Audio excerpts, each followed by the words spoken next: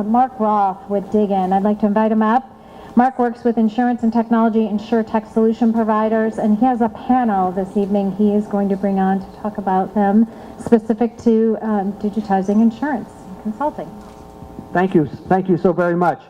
The panel, I'm going to ask the panel to come up here on stage, and I'm going to ask them to do their own intros and bios. So why don't you come on up here and then we'll get started.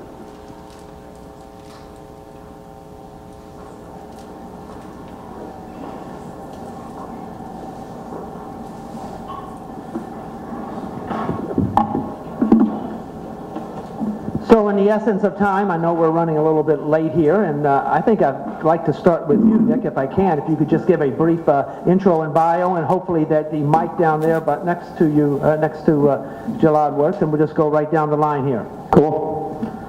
My name's Nick. I started an insurance agency in 2012, built it up from scratch, got my insurance licenses right before that, and sold the agency in 2017 because I couldn't deliver the customer experience that I wanted to my clients, and I had a lot of difficulties feeling like my agency was boxed in by the technology that the industry had to offer and still has to offer. So I set out to start an InsurTech company called Renoco. We are a insurance intelligence platform where users can add their assets, track their policies, link them together, and get advice. Thank you. My name is Gilad Shai, Gilad or Gilead. I'm the founder and CEO of a startup by the name of Bound API. Also, I run InsurTech Los Angeles. And I have the opportunity to be advisor to a couple of other startups in the field. I work for big companies like Intel, Yahoo, Hearst Publishing, etc., and small different startups. I've been in the insurance space for the past 4, maybe 5 years, and it's all started in Vegas, and that's more or less where I stayed. My insurance education was with Farmers Insurance and, of course, Zurich. My name's Christopher Lynham. As you can tell from my accent, I'm not a New Zealander. I'm from Australia. Been working as a corporate insurance broker for 15 years. After experiencing many of the same frustrations I think Nick mentioned, I started with partners in Australia, Australia's first fully digital cyber insurance provider, which is a digital MGA, providing cyber insurance online in sub 8 minutes at the moment for small and medium enterprise. Hi everyone, I'm Jamie McElhenney, and I'm from Boston, and I'm a serial CTO. I'm the geek at the table, and what I like to do is turn great ideas into working software and systems and teams. And I'm currently co-founder of a startup in Boston called Corvus Insurance. We've launched as an MGA. We sell commercial insurance, and we do 2 things. We take new sources of data to help us inform risk, and we're creating a great digital experience to give to brokers to sell to their clients. We use artificial intelligence, machine learning. You know, it's 2018. You have to be into machine learning in this day and age. Thank you. As you can tell, we have quite the innovative group here for startups, so it's going to be an exciting discussion. I think it's also interesting that we have 2 from Boston, 1 from LA, and 1 from Australia, so we should get a lot of different perspectives here. We have a number of talking points. The first one is about a strategy, the distribution and customer engagement strategy. In the rapidly changing InsurTech culture, which we've all been a part of for the past couple of years, and new innovative technologies, how does an agency or a broker go about designing an effective customer engagement strategy? Can you take the first shot at this, Nick? Will do. So I think for me, I tried really hard to do that because I think the expectation that I had coming into the insurance industry was that the experience was going to be more robust than it is. And so, you know, I worked towards delivering that with my clients within the current infrastructure. I think it was also difficult from a strategy perspective to run an independent agency and then plug in these one-off technologies just to service just serve a single purpose. Never seemed to flow the way I wanted it to. The deliverables never made it quite where the expectation was set to, and I think part of it is just the the architecture around that I have a core system that needs to plug into all these other systems just to service my customer. Okay, so this is a great question because yesterday I ran one of my events and I had Ryan Henley and Nick Lamparelli, who everyone familiar from InsurTech. They were my guests on my event. So, and Ryan was basically saying, I'm going to eat them. And that was his thing. The agents are going, and the brokers are going to eat, to take on all the different InsurTechs that are coming in. And why? Because they know how to sell. Now, the bigger question was, okay, what's your strategy? How do you sell? Who are your customers? And how do you do that? And when we are talking about strategy, it's a big word that you need to understand. What does it mean? Are you location-based? Are you have a type of customers? Because when you became an agent, they told you, just bring, your 50 friends, family, people in your church. Okay, now what? How do you pass that? And how do you scale your operation so you'll be actually a profitable agency in brokerage? And understand today what are the technology tools that you have to execute that strategy, from the products that you sell, the message, the customer service, and other items that actually provide that full package so you can sell. And the point of the end of the day is selling. Chris, you got it. I think for me, when it comes to customer engagement strategy, it all revolves around getting three things to work at the same time. One is who your customer is, what the product is, and what the point of sale is. Those three things are constantly in a state of flux. They all move, but they will settle. And if you can create an experience where you get all of those things right, I think the customer gets a fairly frictionless product that they need when they need it. And that's all. Yep. You guys have your own. Does it work? Yes, it does. Okay. So our strategy at Corvus is we're not trying to disrupt the distribution model. So we're very broker friendly. Our CEO was a former broker, and when he was a broker, he was wondering why isn't commercial insurance modernized? I can do stuff online in every other aspect of my life, but I can't do it online in commercial insurance. It's still mostly an offline business. So first off, we're building an online experience for brokers that want to meet us there. We don't make them go online. We still take submissions the old-fashioned way via email. We'll take a fax if that's how you want to submit new business to us. But what we try to do is give compelling offerings to our brokers' clients. And again, the world we live in, there's just so many new sources of data. The data is just going off the charts. There's so much data all around us. We have, these high, as Matt said, we have these computers in our pockets just capturing tons of data.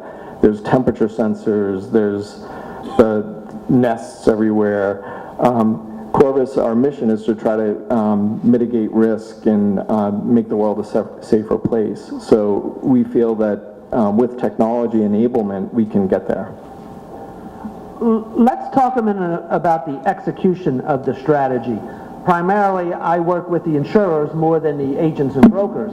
And certainly there are a lot of cultural differences at the insurance carriers from the old school of doing things, and then you had the new chief innovation officers, the chief strategy officers that have been championed with just coming into that carrier and disrupting and causing the change. And Gilad, this is coming to you. Do you run into those same problems in your organization with the doing things the old way versus the new way? And what about recruiting, the millennials versus the old school? Can you comment on this? Yes, I can. I can comment on all of them, but no, so my current organization is a very small organization because we are a startup. My previous organization, most definitely, because think about it. Most of the big carriers understand that they need to move forward. They need to compete with whatever disruption, or not disruption, a stirring of the pond that happened from UI, from whatever the product and the customer actually expect. Now the problem is, even if they are trying to integrate big projects like Guidewire or any other core system change, basically they need to jump from one speeding train to another speeding train because they need to comply with everything that happened in the past. So you cannot, you'll have long claims for asbestos that you still need to, 50 years later, you still need to pay for. Now, having all that baggage, then you understand why the InsurTechs can actually be cool and move fast and not go like, do you know someone who can actually program in COBOL? No, they don't have that problem, and they're already doing all the internal marketing to say, we are cool, we are using Ruby, JavaScript, Node.js, whatever is the latest and the best, and all the buzzwords. So when they're actually taking and looking into retaining or hiring the new talent, they have that ability to do so because they are talking about something in the future, something without maintenance. They talk about development, talking about the future instead of the past. And it's very hard when I can talk about it more. So I will start to reach a point that I can actually stop about that. Innovation is hard because the definition is a change. So while we are talking about talent, we're also talking about organization change, which is very hard when you bring someone from the outside or you are trying to develop that DNA inside. And that will be a TED Talk for like an hour or a different workshop. Chris? I'm fortunate enough to be born in the golden era. The people who... Oh, 70. No, 82. The people who straddle both the traditional and the millennials. Right? So I find myself, and we've got both in our business. So I find myself playing arbiter and interpreter from time to time, quite every day. I think that the important thing to recognise is that if you've got good people who really know insurance and really know customer experience, provided they leave their ego at the door, they'll find a really good way to deliver profitability and deliver outcomes to customers. So I don't think that either is right or wrong in any particular circumstance, but certainly you've got to have everybody at the table with open minds and engaging in a way that at the end of the day is going to serve their customers in the foremost. Good points. Jamie? Yeah, so I would say being a startup gives you a lot of advantages. One of those is that you don't have a bunch of legacy systems around. You have to build everything from scratch. So you don't have to you don't have to work on 20-year-old technology. So that really helped me in recruiting top tech talent in a really difficult market in Boston. There's so many startups there. Tons of investment happening. Everyone's moving to California, so you have to be careful to attract that top talent.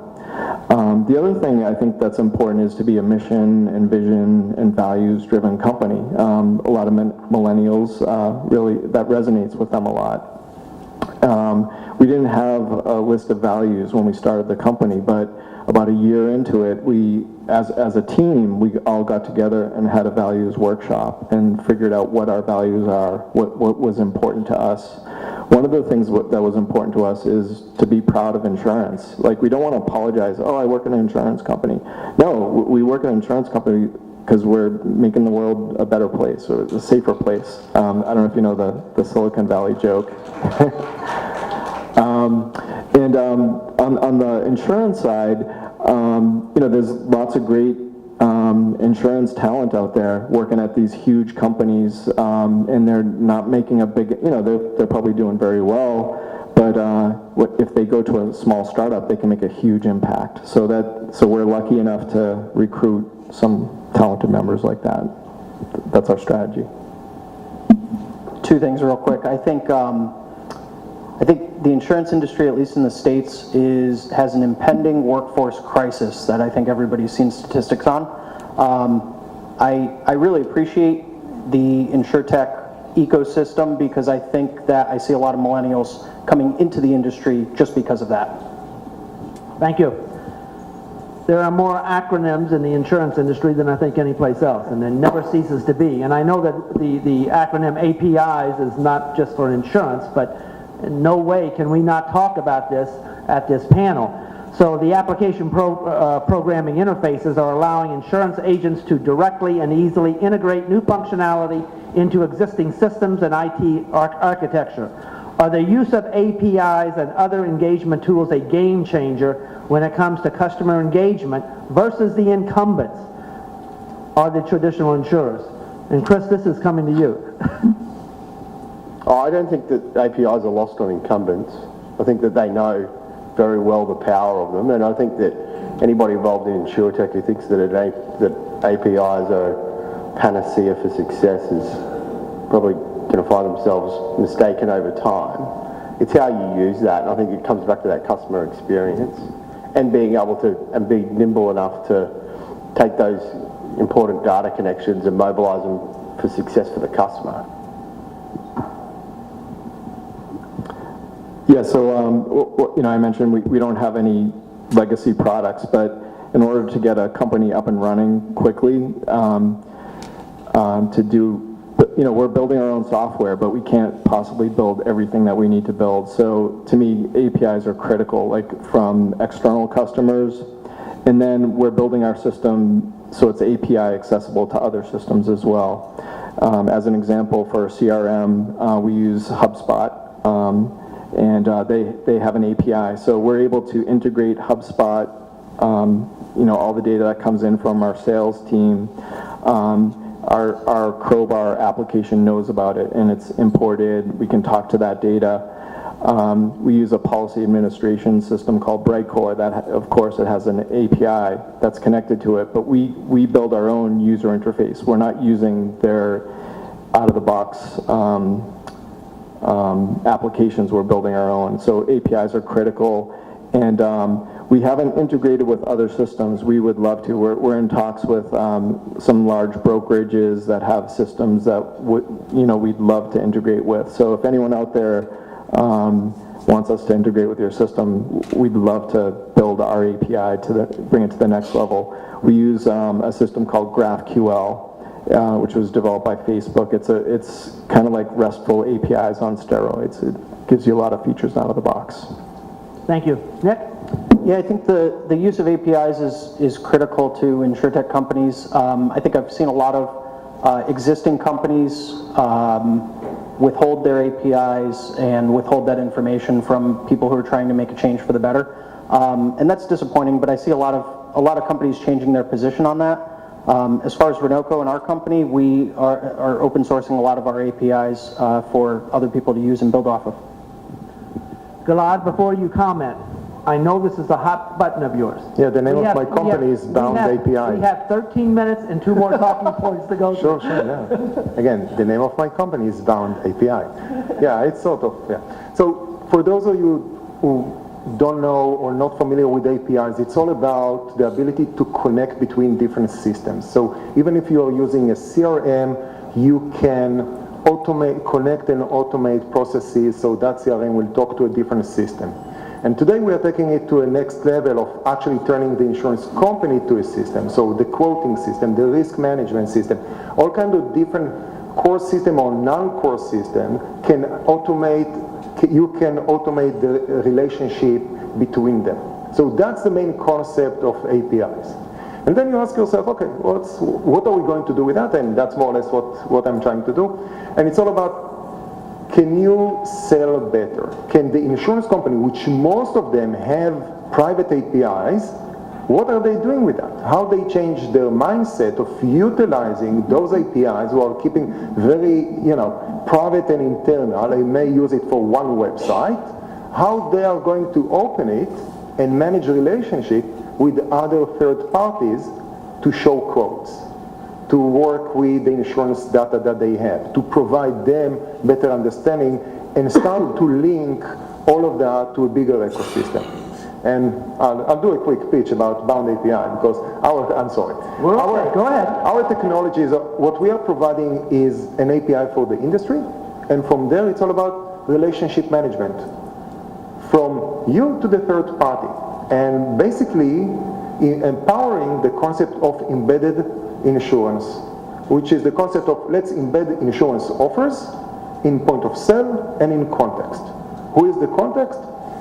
when you actually think about risk. The third parties are all kinds of different locations, and that will be a different discussion altogether. But it can be a chatbot or 500 different websites instead of one website. Thank you. Excellent. I am moderating a session at the Dig-In conference in May, and it's going to be on the rise and fall of InsurTech or not. And the reason I wanted to do this session was because I've asked so many individuals in the insurance industry, how long is this InsurTech movement going to last? And I have heard from 6 months to 50 years. It's all over the place, and I think we all have a different thought process about this. What I want to ask you, and we'll start with you, Jamie, the future of insurance. What does the insurance industry, in particular the distribution side, look like in 5 or 10 years? So I think the future of insurance is, to me, very tech focused. I think continued technology enablement, new sources of data. As an example, we sell cyber insurance. Typical cyber insurance application is over 100 questions. And by using non-invasive scans, we've reduced that from 100 questions down to a dynamic form of between 10 and 15 questions. And we get so much information just by leveraging technology. So I think that's just going to make for a better user experience. It's going to build smart insurance products on a shorter, most policies are annual. They could be on demand. I read the blog post from Lemonade today, and they're super proactive about new sources of data too. They had satellite scans, and they were able to identify the fires in California. They reached out to customers. They did some prevention with that, and I think that's where we're headed. Like, let's prevent bad things from happening. Nick? Yeah, I think especially on the distribution side, I think we're going to see a lot more diversity in products. The microinsurance is very interesting. Short-term policies are very interesting. I don't see agents going away. I think I see agents being more empowered to write more business, do it quicker, and do it with less back office support, which essentially just squeezes out the efficiencies or the inefficiencies in the system, which is what we all want, because the less inefficiencies there are, the cheaper our premiums essentially are, because we're able to purchase that product in a more streamlined fashion. Gilad? So InsurTech covers many different type of companies. Usually we think about, and I'm going to exclude the Lemonade because they are an insurance company. But the majority are MGAs or agencies that are basically some sort of an experiment, a cheap experiment for the insurance companies. They see, okay, they raised a $2 million, $3 million, $6 million. Let's see if it's going to catch, because at the end of the day, their job is to bring policy and customers at a certain risk and a certain profile. That's what it is. They are going to die or they are going to be acquired. Same thing that happens to all the cool startups back in the day that had a website. Today they are having another website which is a little bit better. Now, then you have other insurtechs. I think that I saw the logo of Copy Data here somewhere, and you have a couple of other representatives that all about how do we digest data? How do we help the back office? Now, I'm going back to the agents. Agents, I agree, are not going to disappear.